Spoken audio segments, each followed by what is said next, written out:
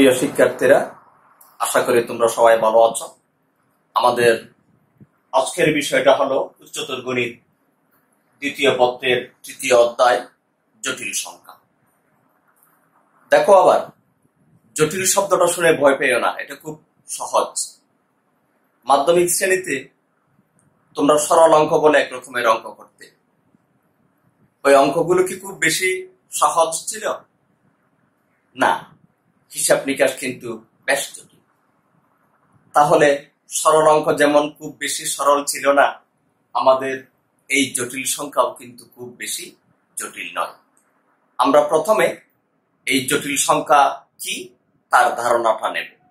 একটু বলে রাখি, তোমাদের উচ্চতর গণিত দ্বিতীয় পত্রে সর্বমোট 108টি শিক্ষণফল আছে।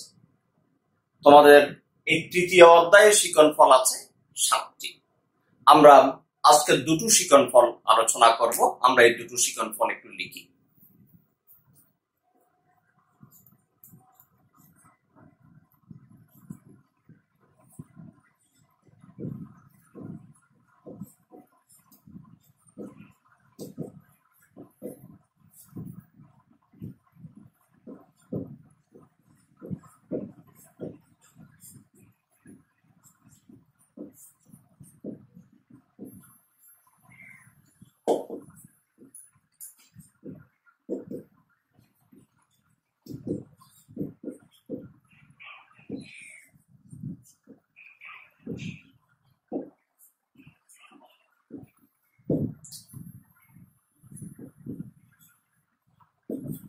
দুটো শিক্ষণফল, জটিল সংখ্যা এবং ইহার জ্যামিতিক প্রতীক। শিক্ষণফল দ্বিতীয় 3-2 জটিল সংখ্যা মডুলাস ও আর্গুমেন্ট। তাহলে আমরা আগে জটিল সংখ্যার পরিচয়টুকু একটু তুলে ধরি। আমরা এর আগে মাধ্যমিক শ্রেণীর ক্লাসগুলোতে বাস্তব সংখ্যা সম্পর্কে আমরা ধারণা লাভ করেছি। আমরা একটু আগের সেই ধারণাটা সংক্ষেপে বর্ণনা করি। আমরা প্রথমে স্বাভাবিক সংখ্যার ধারণা অর্জন করেছিলাম, সেট অফ ন্যাচারাল নাম্বারস। পরবর্তীতে আমরা যে সংখ্যার ধারণা অর্জন করি সেটা হলো পূর্ণ সংখ্যা, সেট অফ ইন্টিজার্স। এরপরে আমরা আনুপাতিক সংখ্যা, তারপরে আমরা বাস্তব সংখ্যার ধারণা অর্জন করি, যেখানে বাস্তব সংখ্যা হলো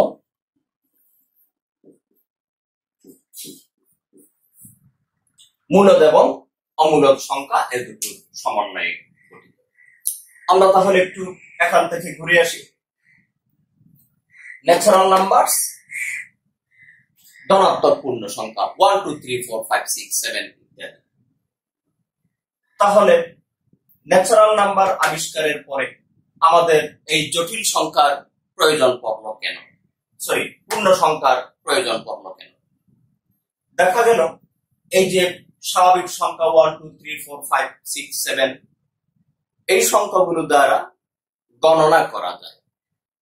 কিন্তু পরবর্তীতে মানুষ যখন নানান গাণিতিক প্রক্রিয়া আবিষ্কার করেছে, যোগ বিয়োগ গুণ ভাগ ইত্যাদি, দেখা গেল যোগ করার সময় এবং গুণ করার সময় আমার এই স্বাভাবিক সংখ্যার সেট যথাযথভাবে কাজ করে।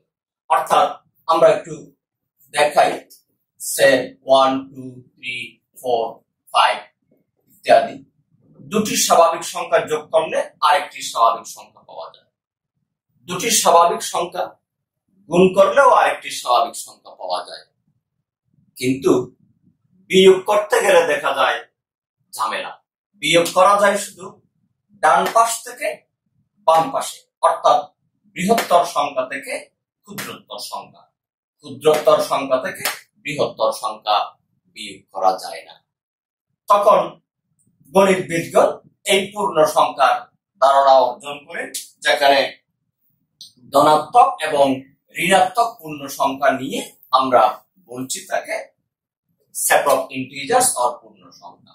যেমন আমরা কয়েকটা টার্ম লিখে জাস্ট বুঝাই, -2 -1 0 1 2 3 ইত্যাদি।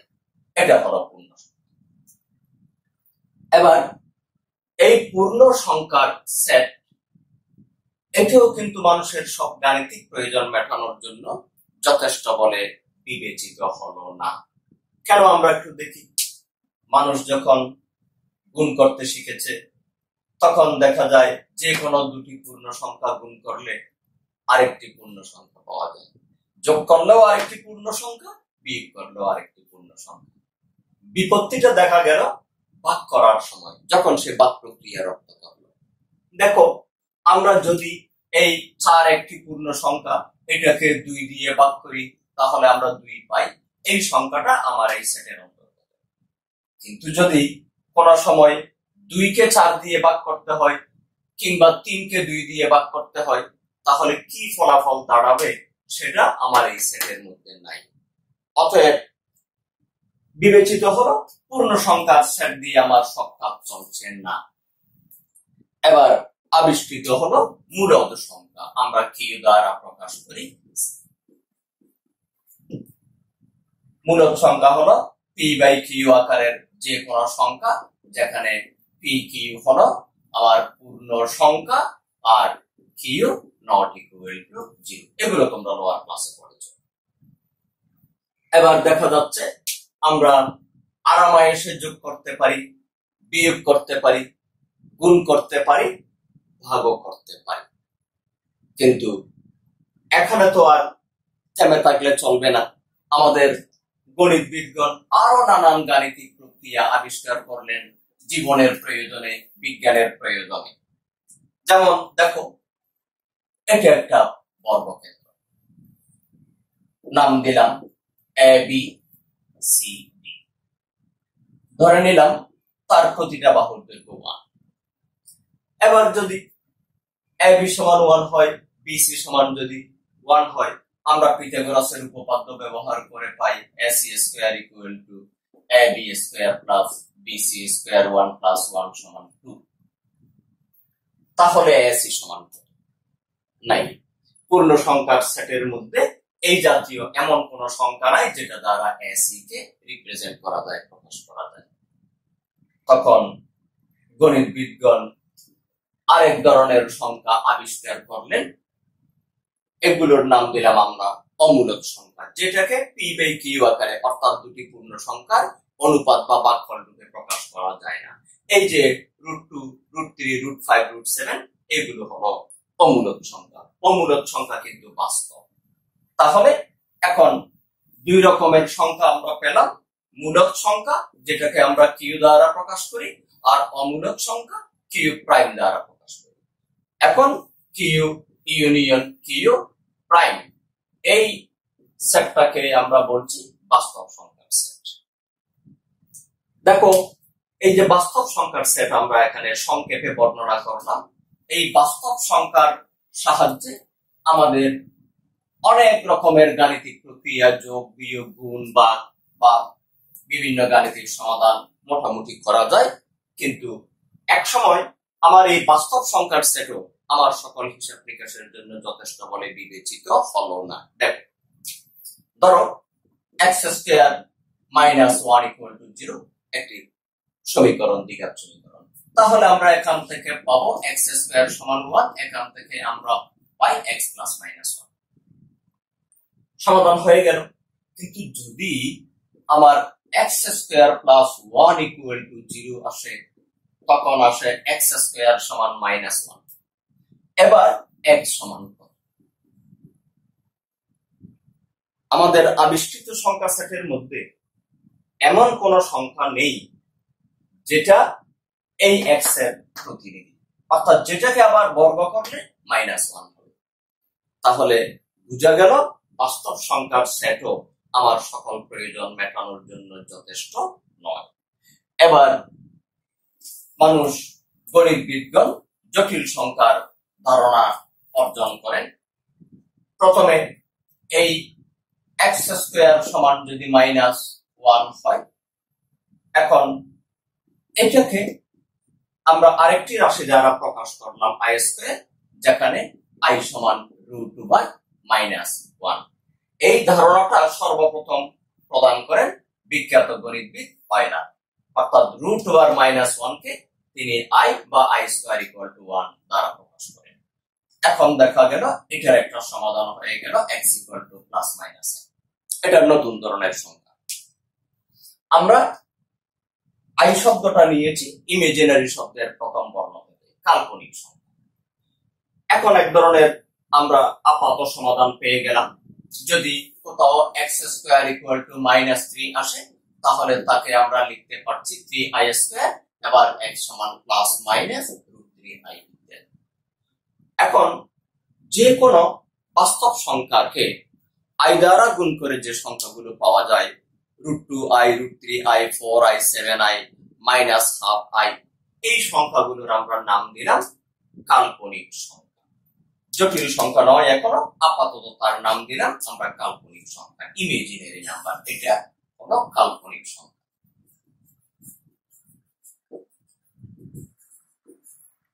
Imaginary number. আমরা জটিল সংখ্যায় যাব। আমরা আশা করি এখন কাল্পনিক সংখ্যাটা কি এটা মোটামুটি বুঝতে পেরেছি। জটিল সংখ্যায় যাবার আগে তোমাদের কাছে দু একটি উদাহরণ দিই। যেমন ধরো, এটা আমাদের সূর্য, এই হলো তার কক্ষপথ, যেটাতে পৃথিবী তার চারপাশে ঘুরছে। এবার এই পৃথিবীটা সূর্যের চারপাশে কিভাবে ঘুরে? আমরা জানি একটি ইলিপ্টিক্যাল ওয়েতে ঘুরে। আর পৃথিবীটা ঘুরতে সময় নিজ আপন অক্ষের চারপাশেও ঘুরতে থাকে। এবার তাহলে এখানে পৃথিবীর গতিতে মোট দুটো গতি আছে।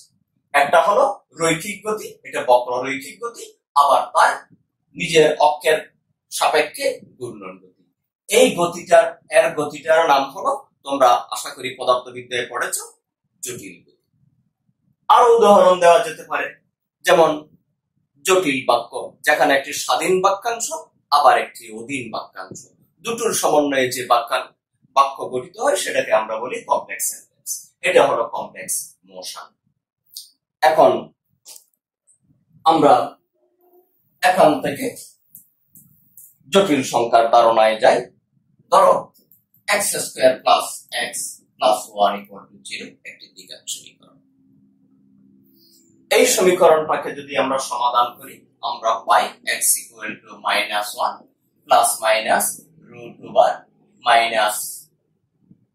±√1 এখানে 4, 1 × 1 / 2 × 1 -1 ±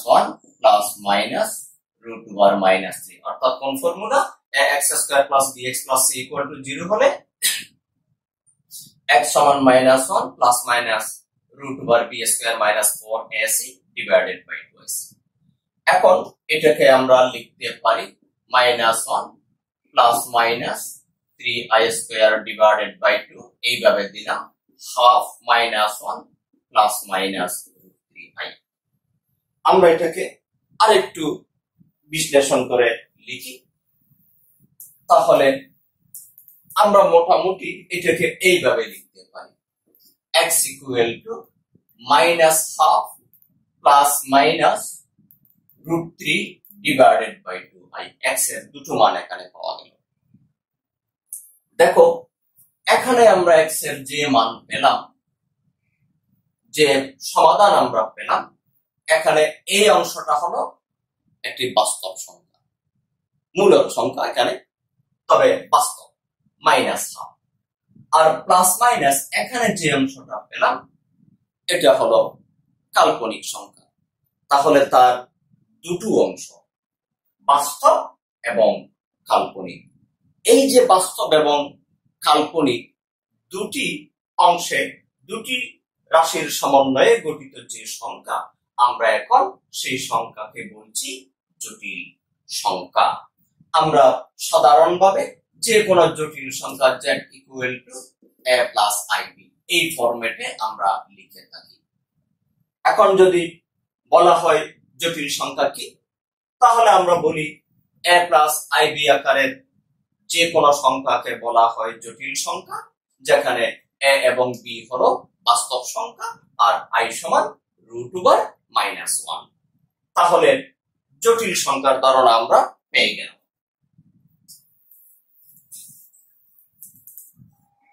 এখানে বলে রাখা ভালো, যে কোনো বাস্তব সংখ্যাকে আমরা কিন্তু জটিল ফরম্যাটে, জটিল আকারে লিখতে পারি। যেমন ধরো 3 একটি বাস্তব সংখ্যা, তাকে তো আমরা লিখতে পারি 3 + 0, তাকে লিখতে পারি 3 + 0i। এখন এটা কোন ফরম্যাটের হয়ে গেল? a + ib ফরম্যাটের সংখ্যা হয়ে গেল।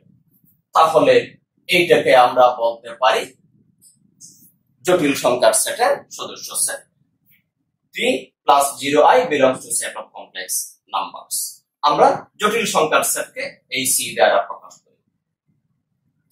এখন এইভাবে সকল বাস্তব সংখ্যাকে জটিল ফরম্যাটে লেখা যায়, কিন্তু সকল জটিল সংখ্যাকে বাস্তব ফরম্যাটে লেখা যায় না। তাহলে আমরা আমাদের এই ধারণাটুকু এইভাবে প্রকাশ করি: সকল বাস্তব সংখ্যাই জটিল, কিন্তু সকল জটিল সংখ্যা বাস্তব নয়। তাহলে আমরা বলতে পারি এই যে সেট অফ রিয়েল নাম্বারস, এটা আমার কমপ্লেক্স নাম্বারের সেটের এটার উপসেট। এখন হয়ে গেল, প্রথমে আমরা ন্যাচারাল নাম্বারের ধারণা দিয়েছিলাম, তারপরে দিয়েছি পূর্ণ সংখ্যা। তাহলে আমার স্বাভাবিক সংখ্যার সেটটা হলো পূর্ণ সংখ্যার উপসেট, পূর্ণ সংখ্যার সেটটা হলো আমার মূলদ সংখ্যার উপসেট, মূলদ সংখ্যার সেট হলো বাস্তব সংখ্যার উপসেট, বাস্তব সংখ্যার সেট হলো আমার জটিল সংখ্যার সেটের উপসেট। এখন দেখো, জটিল সংখ্যার আবিষ্কার হয়েছে আমাদের নানান গাণিতিক সমস্যা যা বাস্তব সংখ্যার সাহায্যে আমরা সমাধান করতে পারতাম না, সেই সকল সমস্যার সমাধানের জন্য। অতএব জটিল সংখ্যা কিন্তু মোটেই জটিল না, কারণ যেটা আমাদের সমস্যার সমাধানে ব্যবহৃত হচ্ছে তাকে আমরা জটিল বলবো না, তাকে আমরা ভালোবাসবো। আমরা একটু দেখি, সুরে সুরে বলি: যতই জটিল বলি তাকে জটিল সে তো মোটেই না, জটিল রাশি বাদ দিলে যে সব সমাধান জোটেই না। এবার আমরা আমাদের দ্বিতীয় শিকল ফলে যাব।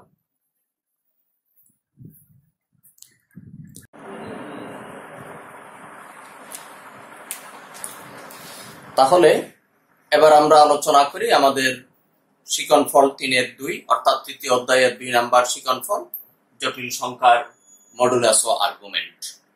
আমরা ইতিমধ্যে দেখাইছি যে কোনো জটিল সংখ্যাকে z = a + ib এই আকারে আমরা প্রকাশ করে থাকি।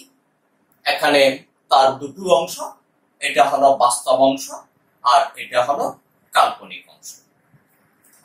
এবার এই জটিল সংখ্যার বাস্তব অংশকে যদি আমরা একটি সমতলে x অক্ষ বরাবর এবং কাল্পনিক অংশকে একই সমতলে y অক্ষ বরাবর নির্দেশ করি, অর্থাৎ x অক্ষকে যদি আমরা বিবেচনা করি বাস্তব অক্ষ এবং y অক্ষকে যদি আমরা বিবেচনা করি কাল্পনিক অক্ষ, তাহলে প্রত্যেকটি জটিল সংখ্যার জন্য ওই সমতলে পৃথক পৃথক একটি বিন্দু পাওয়া যাবে।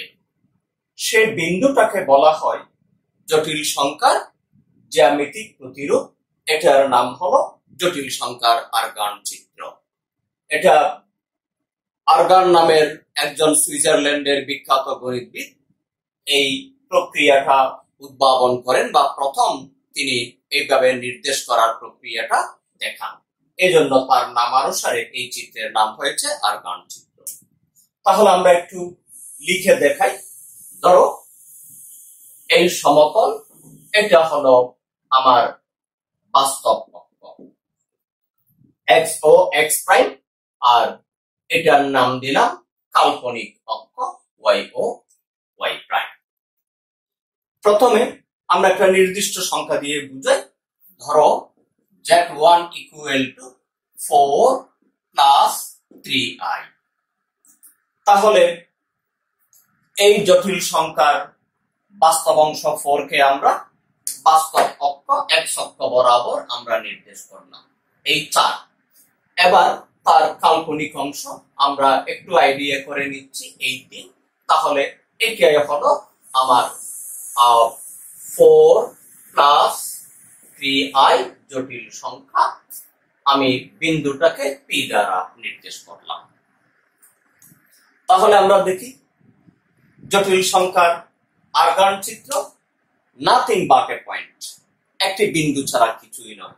তবে প্রত্যেকটি জটিল সংখ্যার জন্য যে চিত্র পাবো তারা ভিন্ন ভিন্ন বিন্দু নির্দেশ করবে। কখনো একই বিন্দু দুটি জটিল সংখ্যাকে নির্দেশ করবে না। এবার আমরা 4 প্লাস 3i বিন্দুটা চিহ্নিত করলাম, নাম দিলাম p। এখন ও হতে p পর্যন্ত একটি রেখাংশ আমরা ড্র করলাম। এই OP রেখাংশ নির্দেশক যে রাশি, সেই রাশিটাকে আমরা বলি z1 equal to 4 plus 3i এই জটিল সংখ্যার মডুলাস। তাহলে চিত্রে z1 জটিল সংখ্যার মডুলাস আমরা এই প্রতীক দ্বারা প্রকাশ করি, অনেকটা পরমাণু চিহ্নের প্রতীকের মতোই, একই রকম, কিন্তু তার নাম হলো মডুলাস ইকুয়াল টু এখানে হচ্ছে OP। আচ্ছা, তাহলে OP-টা কি আমরা একটু হিসাব করে দেখি।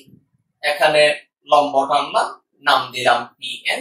সঙ্গত কারণে এই দৈর্ঘ্যটুকুন হলো 4, এই দৈর্ঘ্যটুকুন 4 এবং এই দৈর্ঘ্যটুকুন হলো 3। এবার আমরা দেখি এটা সমান ON square plus PN square.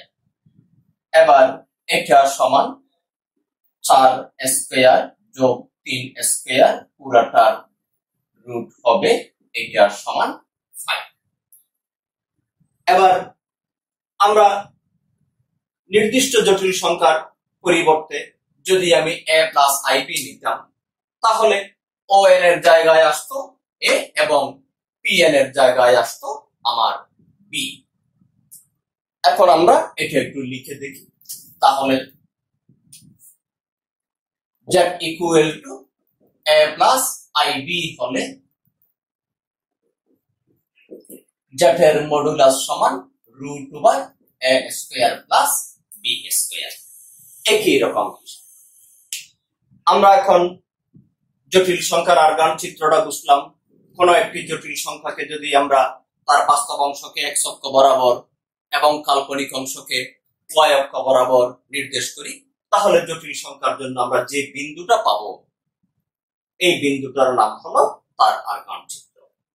বলে রাখা ভালো, এখানে যে সমতলে আমরা x অক্ষ বরাবর জটিল সংখ্যার বাস্তব অংশ এবং y অক্ষ বরাবর জটিল সংখ্যার কাল্পনিক অংশকে নির্দেশ করি, তখন আমরা সেই সমতলটাকে বলি আমরা আরগান সমতল। আমরা জ্যামিতিতে যখন এইভাবে কোন একটি বিন্দুর ভুজ এবং কুটি x এবং y ধরে আমরা নির্দেশ করতাম, তখন তাকে আমরা বলতাম কার্টেসীয় সমতল। এখানে এই সমতলটার নাম হলো আরগান সমতল। এবার আমরা একটু দেখি চিত্রে। এখানে এই জটিল সংখ্যা, এটার মডুলাস পেয়েছি আমরা 5। এখন মডুলাস নির্দেশক রেখাংশ OP বাস্তব অংশের ধনাত্মক দিকের সাথে অর্থাৎ OX এর সাথে যে কোণ তৈরি করে, এই কোণটার নাম দিলাম থিটা। এই থিটাটাই হলো সেই জটিল সংখ্যার আর্গুমেন্ট।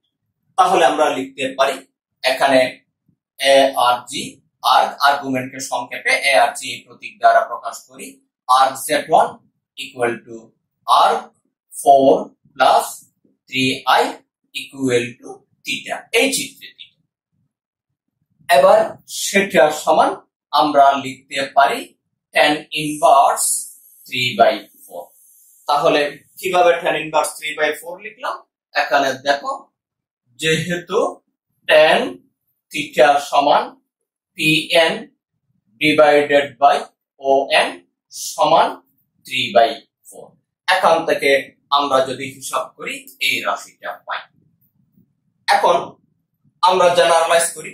এখন যদি জটিল সংখ্যাটা 4 + 3 i এর পরিবর্তে a + ib হয়, এখানে আমরা লিখি a R g a + ib,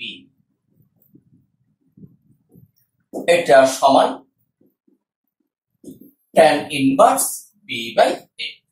তবে বলে রাখা ভালো, এই যে আমি লিখলাম tan ইনভার্স b/a, আমি যখন গাণিতিক ক্যালকুলেশন করতে যাব, আমরা এই সরাসরি সূত্র প্রয়োগ করে সব জটিল সংখ্যার আর্গুমেন্ট আমরা নির্ণয় করতে পারবো না।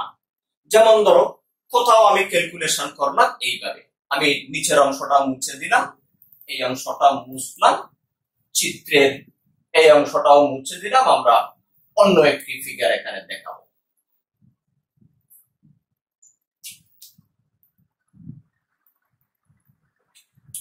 ধরো আমি 2 + 2i এই জটিল সংখ্যার আর্গুমেন্ট নির্ণয় করতে দিলাম, আর 2 + 2i। সঙ্গত কারণে এটার সমান হবে tan ইনভার্স 2/2। এখানে পাবো tan ইনভার্স 1। সরাসরি যদি আমি গাণিতিক ক্যালকুলেশন করি, আমি রেজাল্ট পাবো π/4। আবার এটা যদি 2 + 2i না হয়ে ধরো -2 - 2i হয় বা -1 - i হয়, এবার এই রাশির যদি আর্গুমেন্ট নির্ণয় করি, তাহলে এটার সমান আমাকে দেখাবে -2/-2। এবার tan ইনভার্স 1, তাহলে এটার সমানও কি আমার π/4? কারণ প্রথম যে জটিল সংখ্যাটা আমরা দেখাচ্ছি 2 + 2i, এটার অবস্থান আমার ফার্স্ট কোয়াড্রেন্টে, ধরো তার অবস্থান এইখানে, এটাই ধরলাম আমি 2 + 2i। এবার -2 - 2i এটা হবে ঠিক এখানে তার বিপরীত এইখানে। এটা যদি হয়ে থাকে 2 + 2i, এটা হবে -2 - 2 - 2i। দুটার অবস্থান দুই জায়গায়। দুটো জটিল সংখ্যা এক সংখ্যার বাস্তব অংশ, অর্থাৎ রিয়েল লাইনের ধনাত্মক দিকের সাথে OX এর সাথে আমার দুটি ভিন্ন ভিন্ন অ্যাঙ্গেল তৈরি করে। তাহলে আমার দুই জটিল সংখ্যার জন্য একই আর্গুমেন্ট হতে পারে না। আমি সরাসরি যদি ক্যালকুলেশন করি বা ক্যালকুলেটর টিপে হিসাব করি, দুটোতেই আসলে পাওয়া যাবে π/4। তাহলে এখানে দেখা গেল একটা বিপত্তি। মডুলাস নির্ণয়ে কোনো ঝামেলা নেই। আমরা এই অংশটা মুছে দিচ্ছি, এটা থাকুক। এখানে আমরা আরো কিছু প্রশ্ন তোমাদের সামনে তুলে ধরি। একটা সমস্যা সমাধান করতে হলে আগের সমস্যাটা কি সেটা বুঝতে হবে। তুমি যদি সমস্যাটা চিহ্নিত করতে না পারো, তাহলে আসলে সমাধান এটা অনেক কঠিন। এবার আমরা একটা সমস্যা এখানে তোমাদের সামনে দেখালাম। দেখা যাচ্ছে -1 - i যে রেজাল্ট আসে, +1 + i একই রেজাল্ট আসে, +2 + 2i একই রেজাল্ট আসে, তাহলে সবগুলোর জন্য তো একই ফলাফল হতে পারে না। এবার আমরা দেখি, যদি আমি বলি tan ইনভার্স 1, এটার সমান π/4 যেমন হতে পারে, আবার এটার সমান আমার হতে পারে π + π/4, অর্থাৎ tan π/4 tan π + π/4 এটার মান যেমন 1, শুধু tan π/4 সমান 1। আবার যদি লিখি tan twice π plus π/4, এটা সমান হবে 1। এবার আমি যদি tan ইনভার্স 1 বলি, তাহলে তো আমার এভাবে অসংখ্য অ্যাঙ্গেল আসতে পারে। এবার তাহলে আমি একটা বিভ্রান্তির মধ্যে পড়ে গেলাম, কোনটা তার আর্গুমেন্ট? এই প্রশ্নের সমাধান হলো, আমরা জটিল সংখ্যার আর্গুমেন্টকে মোটামুটি দুইভাবে চিহ্নিত করেছি, দুইভাবে আমরা ডিফাইন করছি। একটা হলো সাধারণ আর্গুমেন্ট আর একটা হলো মুখ্য আর্গুমেন্ট। একটি জটিল সংখ্যার জন্য কেবল একটি মুখ্য আর্গুমেন্ট থাকবে, কিন্তু সাধারণ আর্গুমেন্ট হবে অসংখ্য। এবার জটিল সংখ্যার মুখ্য আর্গুমেন্টের ধারণাটা আমরা ক্লিয়ার করি।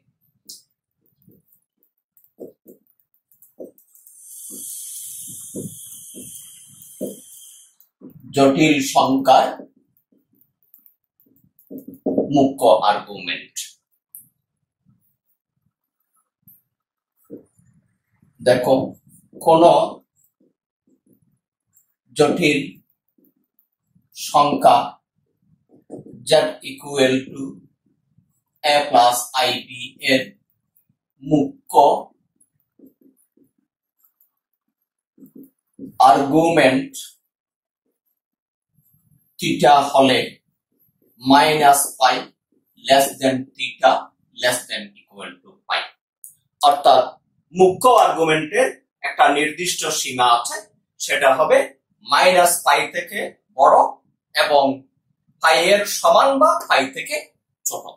এর মধ্যে আমরা প্রত্যেকটা জটিল সংখ্যার জন্য কেবল একটি আর্গুমেন্ট আমরা পাবো এবং এটাই হলো তার মুখ্য আর্গুমেন্ট। তাহলে মুখ্য আর্গুমেন্ট পাই থেকে বড় হবে না, মাইনাস পাই বা মাইনাস পাই এর চেয়ে ছোট হবে না। এখন আমরা একটা উদাহরণ দিয়ে দেখাই। আমরা এই লেখাটা মুছে দিচ্ছি। আমরা আশা করি শিক্ষার্থীরা সাথে সাথে তোমরা খাতা কলম নিয়ে বসবে এবং এই ক্লাস ভিডিওতে দেখার সাথে সাথে তোমরা প্রয়োজনীয় অংশ নোট করে নেবে, যেন বারবার তোমাকে ভিডিওটা দেখতে না হয়। আমরা এটা মুছলাম। দেখো,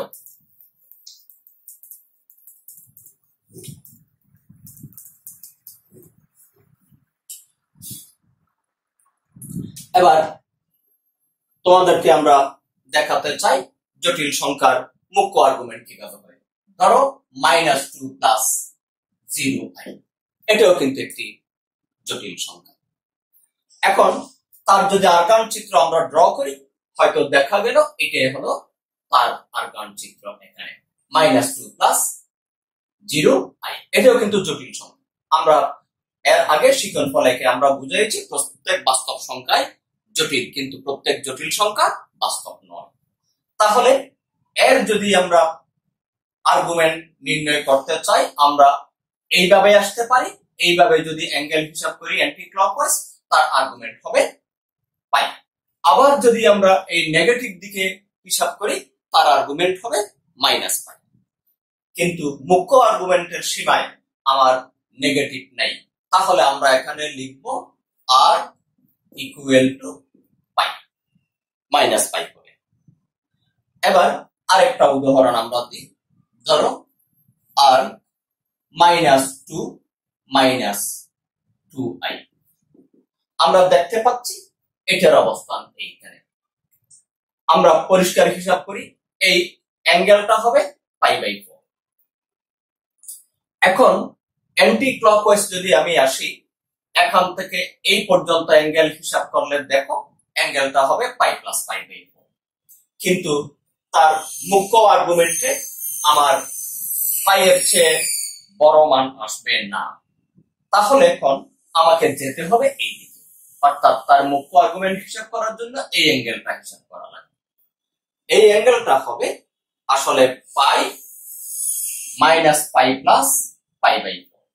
অর্থাৎ এই পর্যন্ত আমি হিসাব করে মাইনাস পাই নিলাম, আর এখান থেকে এই পাই প্লাস 4 বাদ দিয়ে দিলাম, দ্যাট ইজ -3π/4। এটাই হলো তার মুখ্য আর্গুমেন্ট।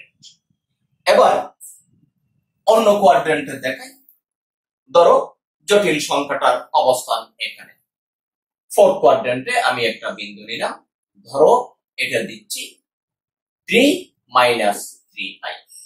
তাহলে এবার যদি আর 3 - 3i হিসাব করি, এটার সমান tan ইনভার্স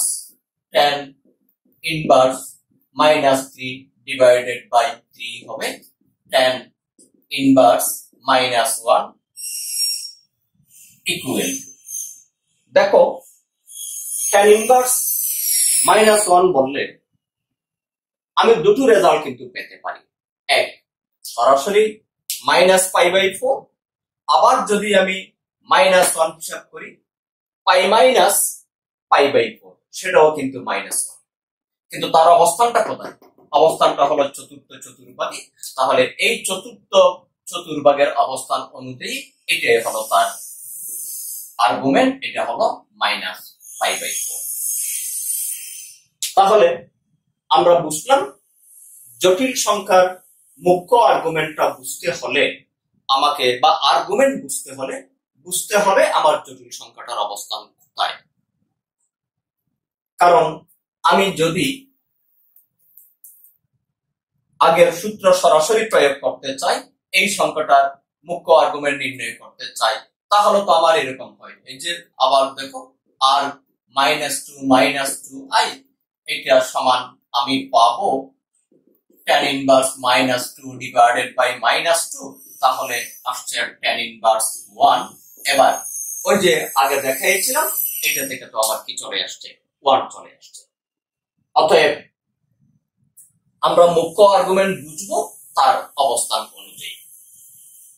এখন মুখ্য আর্গুমেন্ট বুঝার জন্য আমাদের চিত্রে আঁকাটা দরকার, চিত্রের জ্ঞান থাকাটা দরকার, অথবা তার অবস্থানটা কোথায় হবে সেটা বোঝা দরকার।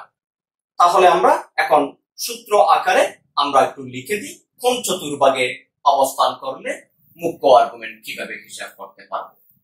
সাধারণ আর্গুমেন্ট আমরা একটু পরে আসছি। এবার আমরা লিখছি জটিল সংখ্যার অবস্থান, এখানে লিখছি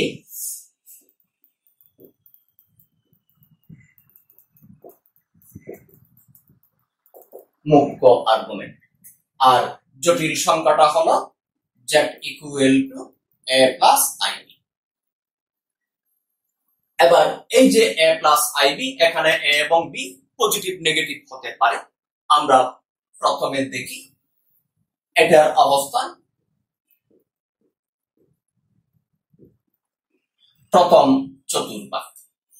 তাহলে তার মুখ্য আর্গুমেন্ট আমরা আর জেড এটার সমান সরাসরি tan ইনভার্স b/a লিখলেও হবে।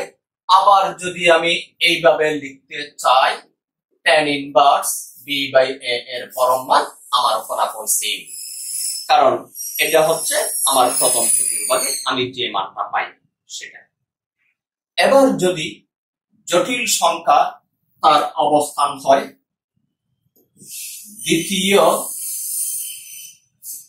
চতুর্ভাগে, তাহলে আমরা দেখি জটিল সংখ্যার অবস্থান যদি দ্বিতীয় চতুর্ভাগে হয় তার মুখ্য আর্গুমেন্ট হবে আমার পাই থেকে ছোট, কারণ -π এবং পাই এর মধ্যে থাকবে। তাহলে এটাকে আমরা লিখব আর z equal to pi minus tan inverse b/a। এখানে বলে রাখা ভালো, এই a যদি 0 হয় তখন কিন্তু আমার এই সূত্র সরাসরি কাজ করবে না। a নট ইকুয়াল টু 0 আর a ইকুয়াল টু 0 হলে কি হবে সেটা আমরা এরপরে দেখাবো। এবার যদি আমার অবস্থান হয় তৃতীয় চতুর্ভাগ, তাহলে আমরা আগের আলোচনা অনুযায়ী পাচ্ছি এই জটিল সংখ্যার মুখ্য আর্গুমেন্ট হবে নেগেটিভ, কারণ তৃতীয় চতুর্ভাগে আমি যদি একটু আবার ছোট করে এঁকে দেখাই x ও x প্রাইম, যদি আমি এইভাবে আসি তাহলে 180 বা পাই এই সীমাকে ক্রস করে, তাহলে এখানে আমরা পাবো আর জেড ইকুয়াল টু আমরা লিখতে পারি -π প্লাস tan ইনভার্স b/a। এর আগে আমরা একটু তোমাদের দেখাইছিলাম, দেখো এই যে এখানে যদি সংখ্যাটা অবস্থান করে আমি এই পর্যন্ত আসলে সরাসরি মাইনাস পাই, সেখান থেকে এই অ্যাঙ্গেলটা বাদ দেব। আর যদি জটিল সংখ্যাটা এইখানে অবস্থান করে আমি সরাসরি ও এক্স প্রাইম পর্যন্ত আসলাম, সেই অ্যাঙ্গেলটা হলো পাই। এবার একে বিয়োগ করে এই অংশ যেটা সেটাই হলো আমার তার যে ফলাফল পাবো মুখ্য আর্গুমেন্ট। এবার আসি, এটা হলো চতুর্থ চতুর্ভাগ। যদি চতুর্থ চতুর্ভাগে অবস্থান করে তখন আমরা লিখব আর জেড ইকুয়াল টু সরাসরি minus tan inverse B by tan inverse B by A. এবার তাহলে এই চারটা চতুর্ভাগে কোনটাতে কিভাবে হবে আমরা এইভাবে মনে রাখতে পারি, কিংবা চিত্র থেকেও আমরা তার অবস্থানটা শনাক্ত করতে পারি। আমরা আবারও দেখি, যখন প্রথম চতুর্ভাগে অবস্থান করবে আমরা tan ইনভার্স বি বাই এ, তার মুখ্য মান সূক্ষ্ম কোণ যেটা আসবে বি বাই এর পরম মান নিল সেম রেজাল্ট। যখন দ্বিতীয় চতুর্ভাগে যাব তখন সত্যিকার অর্থে এখানে এটা হবে নেগেটিভ, বি হবে পজিটিভ। দ্বিতীয় চতুর্ভাগে পরম মান যখন আমরা নিচ্ছি এই রাশিতে আমার পুরোটা পজিটিভ চলে আসবে, এখান থেকে সূক্ষ্ম কোণ পাবো। তাহলে পাই থেকে সূক্ষ্ম কোণ বিয়োগ হবে, আমার অবস্থান দ্বিতীয় চতুর্ভাগে থাকবে। এবার জটিল সংখ্যাটা যখন তৃতীয় চতুর্ভাগে যাবে তখন এই রাশিটা a প্লাস আই বি, এখানে এও হবে নেগেটিভ, বিও হবে নেগেটিভ। এখন আমি যখন এই বি বাই এ তার পরম মান নিব, এমনিতে মাইনাস মাইনাস চলে যাবে, এটা এখান থেকে পজিটিভ কোয়ান্টিটি আসবে। এবার তৃতীয় চতুর্ভাগে তাহলে দেখো এই পর্যন্ত আমার অ্যাঙ্গেলটা হলো এন্টি ক্লকওয়াইজ আসলে পাই, ক্লকওয়াইজ আসলে মাইনাস পাই। আমি কোনোভাবেই পাইকে ক্রস করতে পারবো না, অতএব আমার অ্যাঙ্গেলটা হবে অ্যাকচুয়ালি এটা। এই অ্যাঙ্গেলটা পেতে হলে আমার আসবে মাইনাস পাই, আবার এই অংশটা প্লাস করলে আমার নির্দিষ্ট জায়গায় এটাকে এই বিন্দুটাকে চিহ্নিত করা যাবে, পাওয়া যাবে। একইভাবে চতুর্থ চতুর্ভাগ সরাসরি minus tan inverse B by A এর পরম মান। আশা করি আমরা এই জটিল সংখ্যার মুখ্য আর্গুমেন্টটা এভাবে নির্ণয় করতে পারব। এখন সাধারণ আর্গুমেন্ট কি সেটা বলি। এই যে এই আলোচনার শুরুতে আমরা বলেছিলাম, যদি বলি আর সেভ 2 plus 2i equal to tan inverse 2/2 সমান tan ইনভার্স 1, এই tan ইনভার্স 1 এর অসংখ্য মান হতে পারে। একইভাবে যদি আমি লিখি আর 3 প্লাস √3i, এটা থেকেও আমরা পাবো tan inverse √3 divided by 3, tan inverse 1/√3। এখান থেকেও আমরা এই অসংখ্য মান আমরা পেতে পারি। যেমন এখানে আমার শুধু 30 ডিগ্রি পাই বাই 6, এটা যেমন আসতে পারে আমি 2s pi plus pi by 6 360 degree plus 30 degree, সে মানটাও পেতে পারি। আবার 180 ডিগ্রি প্লাস 30 ডিগ্রি, সে মানও আমরা পেতে পারি। আবার মাইনাস 180 প্লাস 30, সে মানও পেতে পারি। এইভাবে অসংখ্য মান আমরা পেতে পারি। এইভাবে তার নির্দিষ্ট অবস্থানে যত ত্রিকোণমিতিক কোণ হতে পারে সবগুলো কোণই হলো ওই জটিল সংখ্যার সাধারণ আর্গুমেন্ট। তাহলে আরো একবার আমরা বলি, ধরলাম একটা জটিল সংখ্যা, তার অবস্থান এইখানে, এটাই হলো তার আর্গুমেন্ট। এবার এইখানে তুমি ক্লকওয়াইজ কিংবা অ্যান্টি ক্লকওয়াইজ ঘুরে এখানে এই অবস্থানে তুমি যত কোণ পাবা, এই অবস্থানে যত ত্রিকোণমিতিক কোণ পাবা, সবগুলো কোণই হলো তার সাধারণ আর্গুমেন্ট। অর্থাৎ সাধারণ আর্গুমেন্টের কোন সীমা নেই, অসংখ্য সাধারণ আর্গুমেন্ট। এবার সূত্র আকারে a প্লাস আইবি জটিল সংখ্যার মুখ্য আর্গুমেন্ট থিটা হলে উহার সাধারণ আর্গুমেন্ট হবে 2n পাই প্লাস থিটা, এখানে n যে কোনো পূর্ণ সংখ্যা n বিলংস টু z। তাহলে আমরা তার মুখ্য আর্গুমেন্টের সাথে টুয়াইস n পাই অর্থাৎ টুয়াইস পাই এর গুণিতক, এটা পজিটিভও হতে পারে নেগেটিভও হতে পারে। তাহলে জটিল সংখ্যার মুখ্য আর্গুমেন্ট যদি হয় থিটা, আমরা সাধারণ আর্গুমেন্ট পাবো টুয়াইস n পাই প্লাস থিটা। এখন আমরা n এর যে কোনো পূর্ণ সাংখ্যিক মান বসিয়ে আমরা দেখতে পারি অবস্থানটা একই থাকে কিনা। দেখো, ধরলাম এই অ্যাঙ্গেলটা হলো থিটা, এই জটিল সংখ্যাটা a প্লাস IB দিয়ে প্রকাশ করলাম OP। এবার যদি আমরা n সমান 0 বসাই, n0 বসাই, তাহলে সাধারণ আর্গুমেন্ট আমরা পাচ্ছি 0 প্লাস থিটা, অর্থাৎ তার মুখ্য আর্গুমেন্টের সমান OP। যদি n সমান 1 বসাই, দেখো টুয়াইস পাই প্লাস থিটা, তাহলে আমরা অ্যান্টি ক্লকওয়াইজ একবার ঘুরে আসলে এই পর্যন্ত যদি আমরা ঘুরে আসি তাহলে হলো আমার টুয়াইস পাই, এবার এই বাড়তি অ্যাঙ্গেল থিটা OP বরাবর। যদি আমরা n সমান 2 বসাই, 4 পাই প্লাস থিটা, তাহলে এই একবার ঘুরে আসলাম টুয়াইস পাই, দুবার ঘুরে আসলাম 4 পাই প্লাস থিটা, অর্থাৎ অবস্থান OP। নেগেটিভ মান বসিয়ে আমরা দেখতে পারি, তবে পূর্ণ সাংখ্যিক মান বসাতে হবে। n ইকুয়াল টু -1 বসালাম, মাইনাস টুয়াইস পাই, এখানে হবে মাইনাস টুয়াইস পাই প্লাস থিটা। তাহলে আমরা ক্লকওয়াইজ একবার ঘুরলাম, এই মাইনাস টুয়াইস পাই, এবার plus theta, anti clockwise theta পরিমাণ আমরা ঘুরলাম, তাহলে দেখো আবার কোথায়, এই যে OP বরাবর তার অবস্থানটা, অর্থাৎ XOP।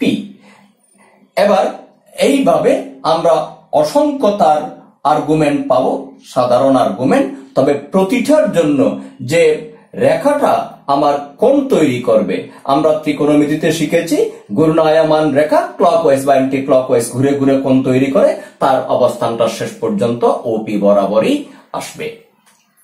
আমরা আশা করছি তোমরা আজকের আলোচনায় যে বিষয়গুলো আসছে ঠিকভাবে বুঝেছ।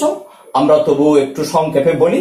প্রথমেই আমরা এটা একটু বলি, i সমান √1 যে কোনো বাস্তব সংখ্যাকে i দিয়ে গুণ করলে যে সংখ্যা পাই তার নাম কাল্পনিক সংখ্যা, যেমন 2i, 3i, √2i, 5i।